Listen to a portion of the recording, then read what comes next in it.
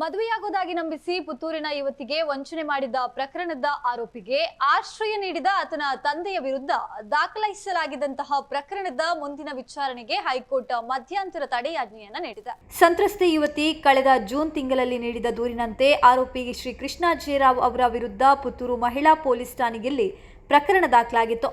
ಈ ನಡುವೆ ಆರೋಪಿ ತಲೆಮರೆಸಿಕೊಂಡಾಗ ಆತನಿಗೆ ಆಶ್ರಯ ನೀಡಿದ ಹಿನ್ನೆಲೆಯಲ್ಲಿ ಆರೋಪಿಯ ತಂದೆ ಪಿಜಿ ಜಗನ್ನಿವಾಸರಾವ್ ಸಹಿತ ಮೂವರ ವಿರುದ್ಧ ಬಿಎನ್ಎಸ್ ಸೆಕ್ಷನ್ 249 ಅಡಿಯಲ್ಲಿ ಪ್ರಕರಣ ದಾಖಲಾಗಿತ್ತು. ತನ್ನ ವಿರುದ್ಧ ದಾಖಲಾಗಿರುವ ಪ್ರಕರಣ ರದ್ದುಪಡಿಸುವಂತೆ ಕೋರಿ ಆರೋಪಿಗಳು ಹೈಕೋರ್ಟ್ ಮೆಟ್ಟಿಲೇರಿದ್ರು. ವಿಚಾರಣೆ ನಡೆಸಿದ ನ್ಯಾಯಪೀಠ ಯಾವುದೇ ಸ್ಪಷ್ಟ ಕಾರಣವಿಲ್ಲದೆ ಆರೋಪಿಯ ತಂದೆಯನ್ನ ಈ ಪ್ರಕರಣಕ್ಕೆ ಎಳೆದುಕೊಂಡಿದ್ದಾರೆ ಎಂದು ಗಮನಿಸಲಾಗಿದೆ. ಈ ಹಿನ್ನೆಲೆಯಲ್ಲಿ ಮುಂದಿನ ವಿಚಾರಣಾ ದಿನಾಂಕದ ತನಕ ಆರೋಪಿ ಕೃಷ್ಣ ಜೇರಾವ್ ತಂದೆ ಪಿಜಿ ಜಗನ್ನಿವಾಸರಾವ್ ವಿರುದ್ಧದ ಪ್ರಕರಣದ ಮುಂದಿನ ವಿಚಾರಣೆಗೆ ತಡೆಯಾಜ್ಞೆಯನ್ನ ನೀಡಿದೆ. ಆರೋಪಿ ಪರ ಹೈಕೋರ್ಟ್ ವಕೀಲರಾದ ಪಿಪಿ ಹೆಗ್ಡೆ ವಾದಿಸಿದ್ರು.